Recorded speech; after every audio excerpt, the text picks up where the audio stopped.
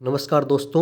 ज़िंदगी जीना आसान नहीं होता, बिना संघर्ष के कोई महान नहीं होता। जब तक ना पड़े हथौड़े की चोट, पत्थर भी भगवान नहीं होता, पत्थर भी भगवान नहीं होता। 29 दिसंबर सन 2024 को संस्कृत शिक्षा विभाग से संबंधित आरपीएससी द्वारा लिए गए जीके पेपर के प्रश्न संख्या 19 से लेकर 42 तक के इस वीडियो में आपको हल मिलेंगे। तो चलो प्रश्न संख्या 19 से अपने शुरू करते हैं। प्रश्न नंबर 19 की ओर मूव करते हैं। भारत में मानसून के संचरण के कारण एवं संधारण का सबसे प्रमुख कारक तिब्बत के पठार का गर्म होना है। यह कथन किसका है? ये दोस्तों ये प्रश्न आपको, ये जो कोटेशन आया है, ये आपको एनसीईआरटी के बुक में मिल जाएगा। ये तो पी कोटेश्वरम का है, ये पी कोटेश्वरम का है। तो 19 नंबर प्रश्न का जो सही उत्तर होगा वो क्या होगा? पहला होगा। प्रश्न नंबर 20 में चलते हैं। वर्ल्ड पॉपुलेशन रिव्यू 2024 के अनुसार निम्नलिखित देशों का उनकी कुल जनसंख्या के अनुसार सही अवरोही क्रम है। अपने को बताना है अवरोही क्रम है, यानी बढ़ते से घटते क्रम की ओर बताना है अपने को। पहले बड़ा आएगा फिर छोटा आएगा। तो पहले नंबर ऑप्शन है फ्रांस, दक्षिण कोरिया, इटली, थाईलैंड, जो नहीं है। दूसरा है फ्रांस, थाईलैंड, दक्षिण कोरिया, इटली, ये भी नहीं है। तीसरा है थाईलैंड, दक्षिण कोरिया, फ्रांस, इटली, ये भी नहीं है। चौथा है थाईलैंड, फ्रांस, इटली, दक्षिण कोरिया, ये ऑप्शन इसका बिल्कुल सही होगा। तो वर्ल्ड पॉपुलेशन रिव्यू 2024 के अनुसार अवरोही क्रम जो सही है वो कौन सा है? थाईलैंड, फ्रांस, इटली, दक्षिण कोरिया। तो 20 नंबर प्रश्न का सही उत्तर हो जाएगा चौथा। चौथा इसका बिल्कुल सही उत्तर है। उसके बाद चलते हैं प्रश्न नंबर 21 की ओर। प्रश्न नंबर 21 है, थली, धातकी, देवड़ावाटी किस की उपबोलियां है? तो ये तो मारवाड़ी की उपबोलियां दोस्तों। ये प्रश्न तो रिपीट हुआ दोबारा। थली, धातकी, देवड़ावाटी, ये मारवाड़ी की उपबोलियां हैं। ये प्रश्न रिपीट हुआ है, ठीक है। तो कुछ प्रश्न रिपीटेड प्रश्न भी आते हैं एग्जाम में, तो अपने को पीछे के जो प्रश्न होते हैं वो करने चाहिए, चाहे वो आरपीएस में पूछे गए हो, चाहे आरएसएस में पूछे गए हो। प्रश्न नंबर 22 की ओर मूव करते हैं। ठक्कर बापा ने भील सेवा समिति के तत्वाधान में कहा भील आश्रम की स्थापना की थी? भील आश्रम की स्थापना कहाँ की थी भी? ये तो खड़लाई में की थी। कहाँ की थी? खड़लाई में। खड़लाई ऑप्शन में है क्या? हाँ है ना। पहला पहला ऑप्शन दे रखा है मानगढ़, दूसरा ऋषभदेव, तीसरा खड़लाई, चौथा लसाड़िया। तो इस प्रश्न का सही उत्तर हो जाएगा खड़लाई। खड़लाई में भील आश्रम की स्थापना की गई थी दोस्तों। राजस्थान अध्ययन की बुकें पढ़ा करो 6 से 12वीं तक की। उसके बाद दे रखा है प्रश्न नंबर 23। प्रश्न नंबर 23 है, निम्नलिखित में से किस स्थान पर आमेर के मानसिंह प्रथम ने मुगल सेनानायक के रूप में काम नहीं किया था? इस प्रश्न का सही उत्तर है मालवा। इस प्रश्न का सही उत्तर क्या है? मालवा।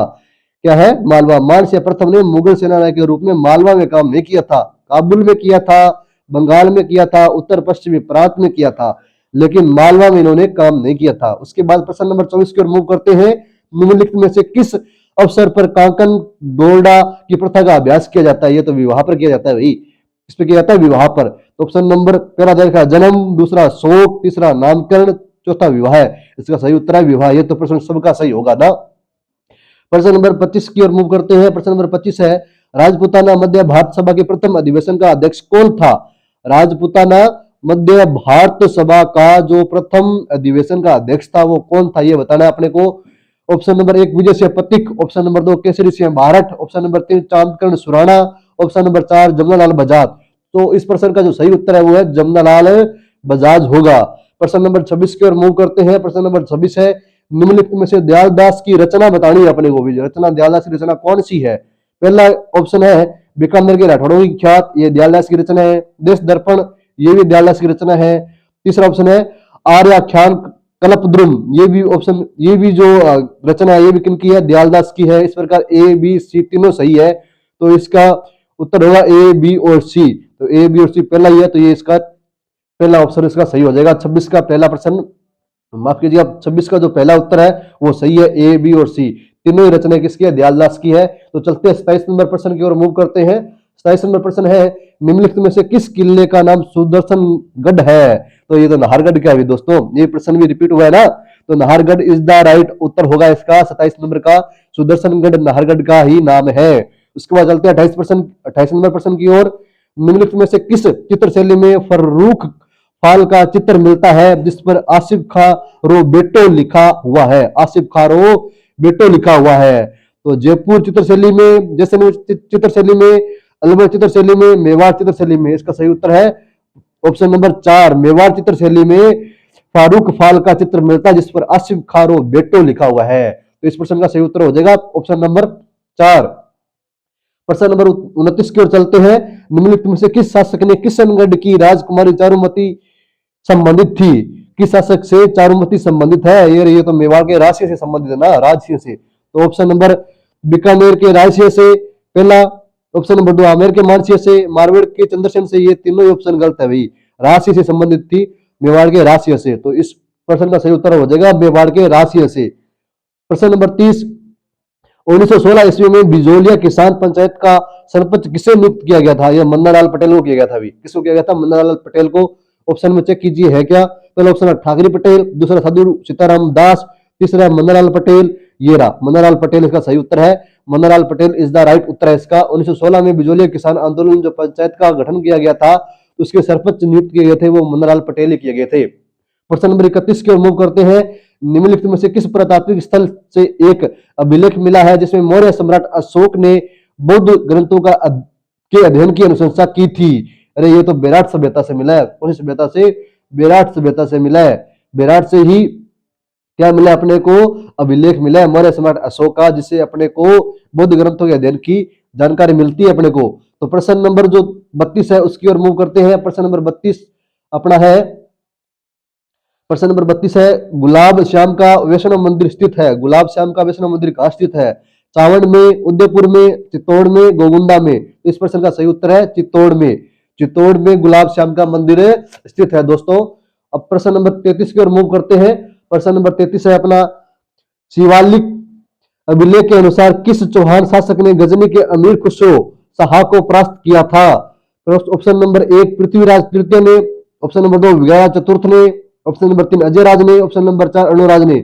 इस प्रश्न का सही उत्तर है विग्रहराज चतुर्थ।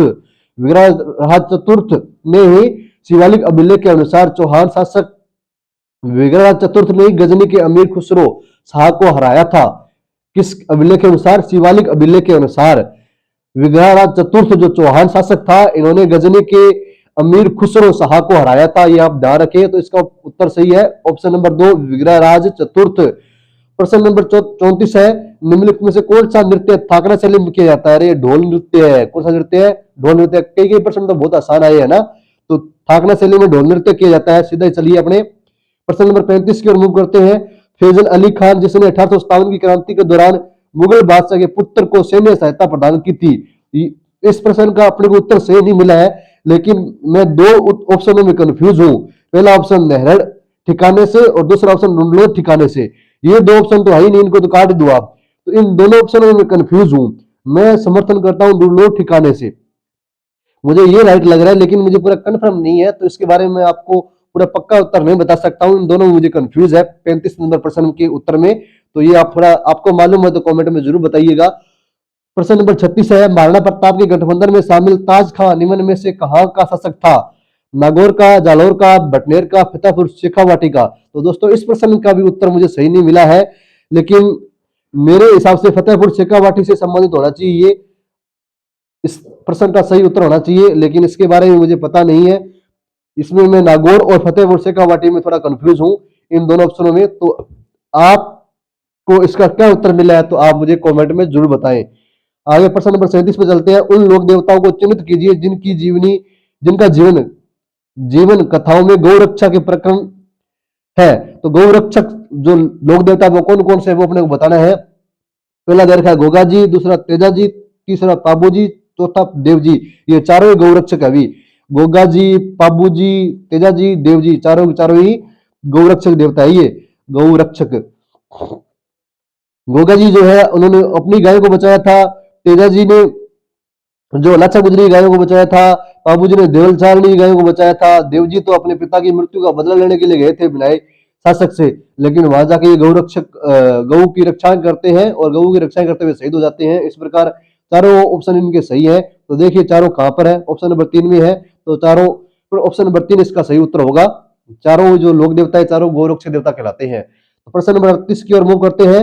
राजस्थान को सुनील टप्पा निम्न में से किसकी अनुशंसा पर मिला था? राजस्थान को सुनील टप्पा किसकी अनुशंसा पर मिला था?